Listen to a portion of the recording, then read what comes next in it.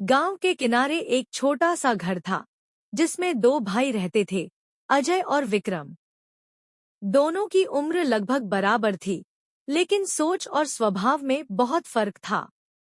अजय शांत, समझदार और मेहनती था, जबकि विक्रम तेजतर्रार, जिद्दी और थोड़ा आत्मग्रिष्ठ था। उनके पिता की मौत के बाद गांव में खेती का काम संभालना पड़ा।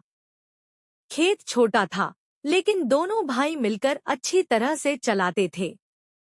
गांव वाले भी उन्हें सच्चे भाई कहकर सराहते थे। लेकिन किस्मत को कुछ और ही मंजूर था। एक दिन गांव के सरपंच ने गांव के बीचों बीच एक बड़ी खबर सुनाई। गांव के पास वाली नदी में एक खजाना मिला है। जो भी उसे ढूंढेगा, उसके लिए बहुत बड़ा भाग्य होगा। यह सुनते ही अजय और विक्रम दोनों के मन में अलग अलग ख्याल आए। अजय ने सोचा, अगर ये खजाना सच है, तो गांव के लिए अच्छा होगा। हम गांव में स्कूल, सड़क और पानी का इंतजाम कर सकते हैं। विक्रम ने सोचा, अगर ये खजाना मिला तो मैं अमीर बन जाऊंगा। फिर कोई मुझे छोटा नहीं समझेगा। दोनों ने मिलकर तय किया कि वे खजाने की तलाश करेंगे, लेकिन रास्ता अलग अलग चुनेंगे। अजय ने कहा, भाई, हमें साथ मिलकर काम करना चाहिए। अकेले जाने से खतरा ज्यादा है। विक्रम ने गुस्से में कहा, अकेले जाने से फायदा ज्यादा है। तुम हमेशा सब कुछ बांटना चाहते हो। मैं अपना भाग्य खुद बनाऊंगा। फिर दोनों के बीच पहली बार जंग शुरू हुई। अजय ने शांत होकर कहा, अगर तुम अकेले जाओगे, तो मैं भी जाऊंगा।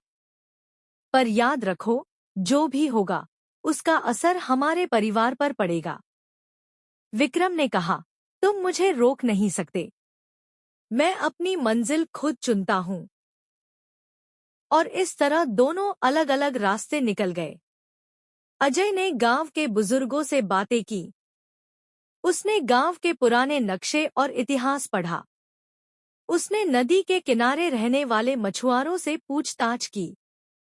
हर कोई उसे एक ही जगह की ओर इशारा कर रहा था, पुराने मंदिर के नीचे। अजय ने वहां जाकर खुदाई शुरू की।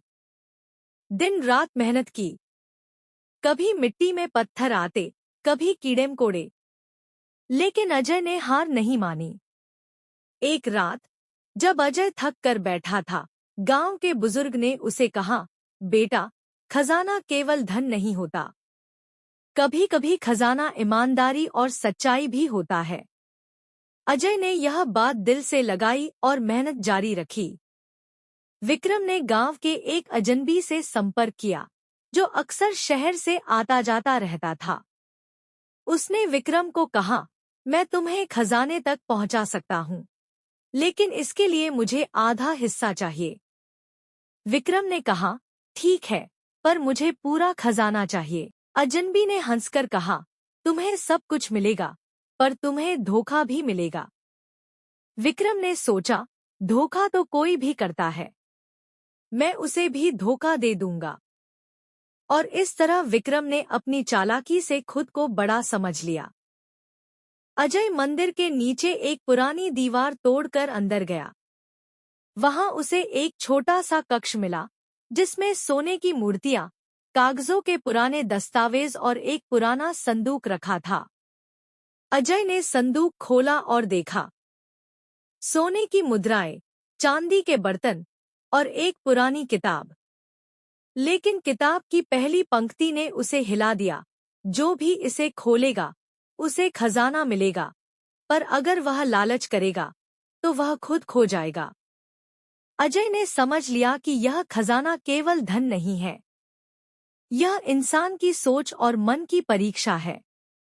वहीं दूसरी तरफ, विक्रम शहर के अजनबी के साथ नदी के किनारे गया। वहां उसने नक्शे के हिसाब से खुदाई शुरू की, लेकिन अजनबी ने उसे धोखा दे दिया और उसे अकेला छोड़कर भाग गया। विक्रम ने खुदाई जारी रखी, लेकिन उसे कुछ नहीं मिला।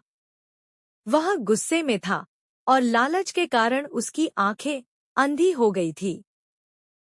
विक्रम ने गांव लौटकर अजय से कहा, तुमने खजाना पाया है, मुझे भी दो।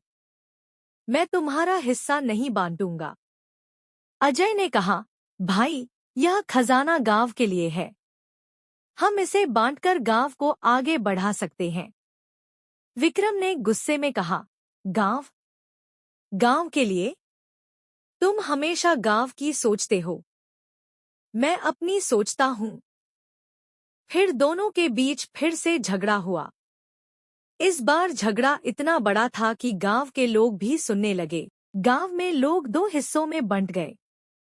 कुछ अजय के साथ थे और कुछ विक्रम के साथ।